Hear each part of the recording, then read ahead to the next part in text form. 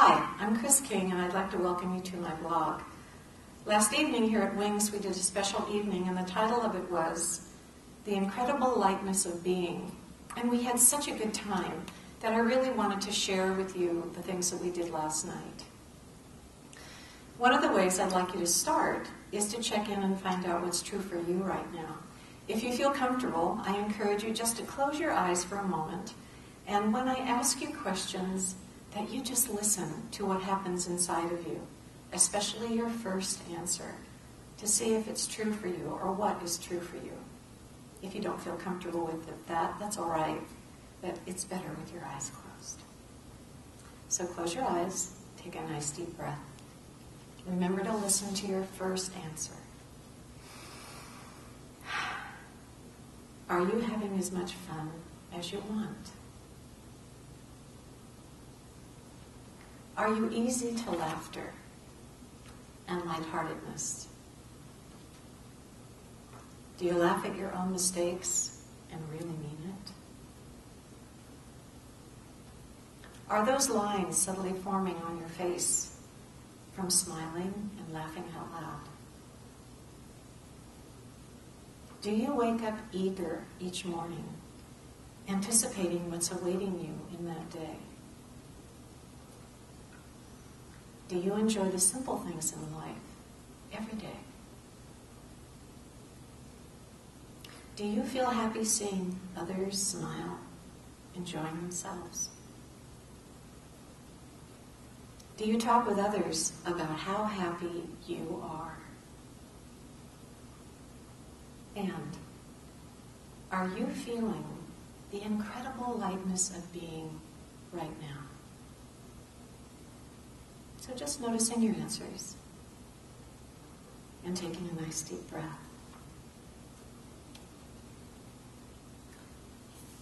If you had more no's than yeses, you're in the right place, because we're going to explore how to get more yeses in your life. If you had more yeses than no's, I want you to write to me and tell me how you do it, all right? One of my favorite quotes that helps me remember what is this incredible lightness of being is by Oscar Wilde.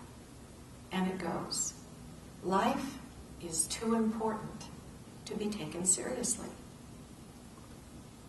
Now, does that kind of give you pause? The first time I read it, I went, what is he talking about? And then I got it. If you look at the word serious in Merriam-Webster's dictionary, the synonyms that are used on it are things like grave, solemn, sedate, staid, sober, earnest, not light, utterly free of levity, prim self-restraint, I love that one, and concerned. Now, when you hear that sequence of words, do you feel a great lightness of being and ready to go out and set the world on fire? I don't think so. When I hear those words, I have a sense of tightness, of not much breath, of being really fearful about what's going on in my world. So life is too important to be taken seriously from a tight, restrained, contained state of being.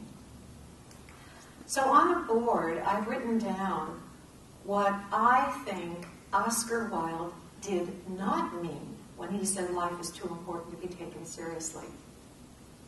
I don't think he meant it's time to become an airhead, where you just go out there and life isn't a serious thing, there's nothing to really focus on, you just go kind of goofy. I don't think he meant that.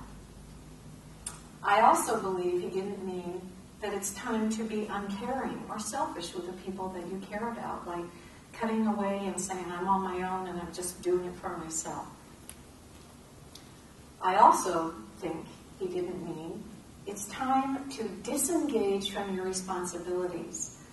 You know, I know lots of people, when they hear words like freedom and differentiation and, do what you want to do, they think about leaving all their responsibilities behind. And that's not what those things really mean. I also think Oscar Wilde did not mean that it's time to just do what you want, not paying any attention to the impact that you're having on other people. Like you could be rude or cruel or disassociate from people, leaving them alone when you said you were in a connected relationship with them.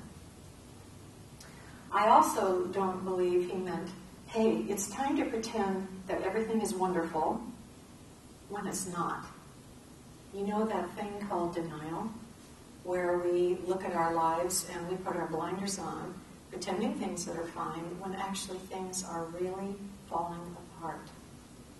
I don't believe Oscar Wilde meant any of these things when he said life is too important to be taken seriously.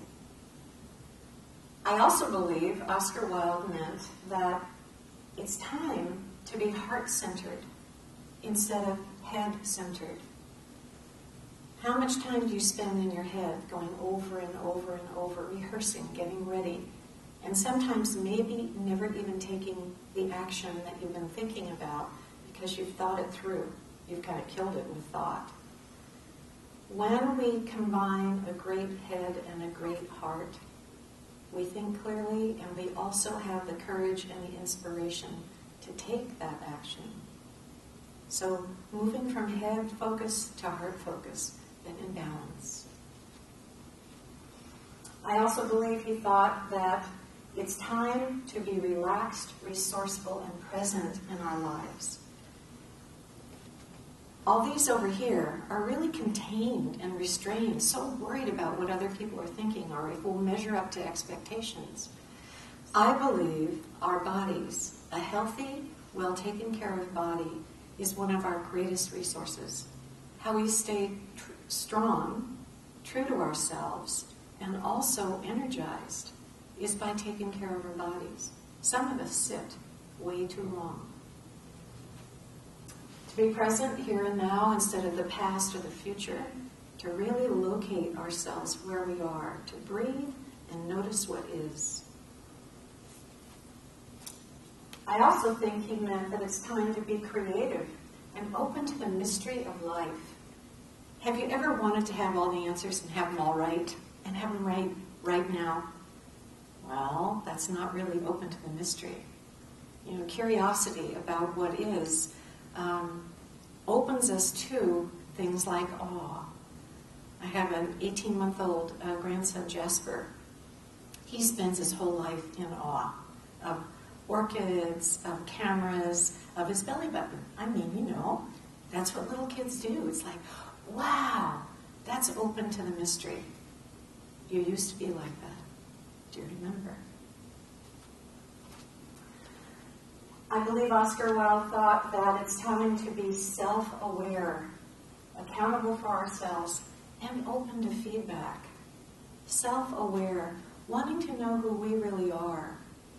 Accountable, taking responsibility for our actions, our thoughts, our dreams, instead of blaming and calling somebody else responsible for what's going on. We live very deeply in a culture that thinks victim thinking is what's true, instead of people are making choices and doing actions that are their responsibility. Open to feedback from those you love, from those you work with.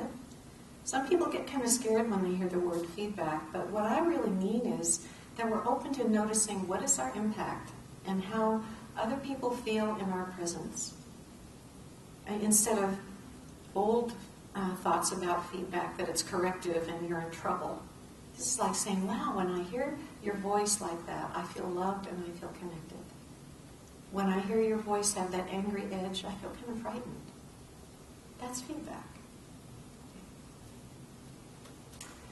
I believe Oscar Wilde thought that it is time to focus on what is instead of what is not.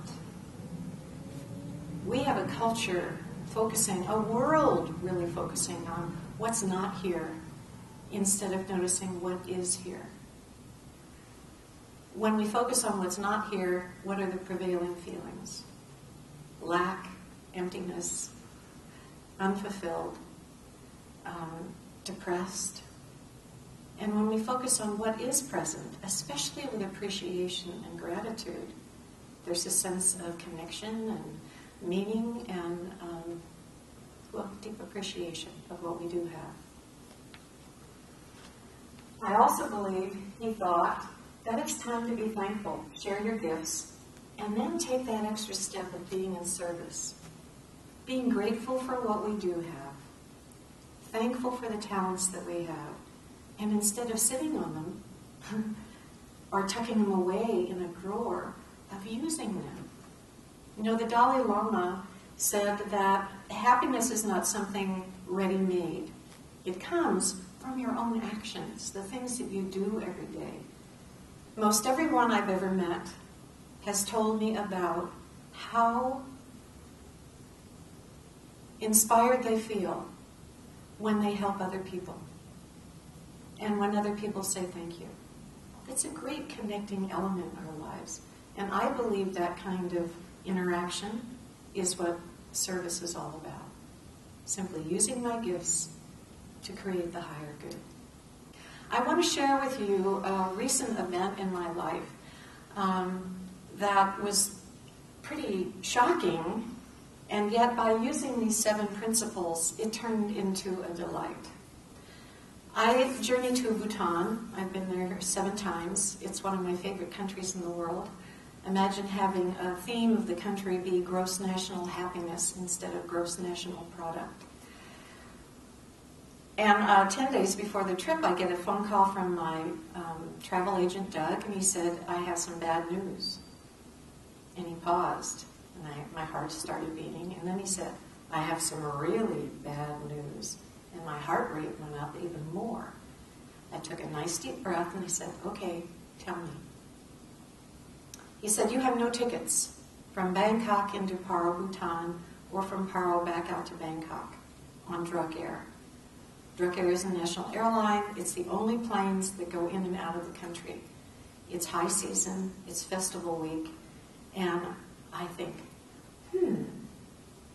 I'm going on this trip. I said to Doug, we can handle this. And he thanked me for my trust. It took 5 days of back and forth between Bangkok and Eugene, Oregon to get our planes in. A day, we got there a day later, we left 2 days early. We lost 3 days in Bhutan. The whole time I was interacting with Doug, we were doing this. We were being open, we were being curious, we were being resourceful and totally accountable. At the 5-day mark, I talked to my guides in Bhutan. I told them what had happened. We were going to lose 3 days in Bhutan. A 5-day trek where he had hired guides and cooks and animals. I felt really, really scared to tell him that there was no way it could work. When I told him what had happened, he just stopped and breathed, and he laughed, and he said, we can handle that. And we did. When I got off the plane in Paro, we were late. However, we both started laughing with each other and just made a commitment. We're going to make this the best trip we have ever taken. And it was. So, life is too important to be taken seriously is a theme in my life. Because when I contract and get fearful, I don't think clearly. When I relax and get curious, man, the world opens wide and bright and beautiful. So the incredible lightness of being is the result of taking life with joy, curiosity, and love. It's been great talking with you again, and I hope I see you, or you see me, again soon. I'll ask you a great question. What if your real job is to live an extraordinary life? Bye.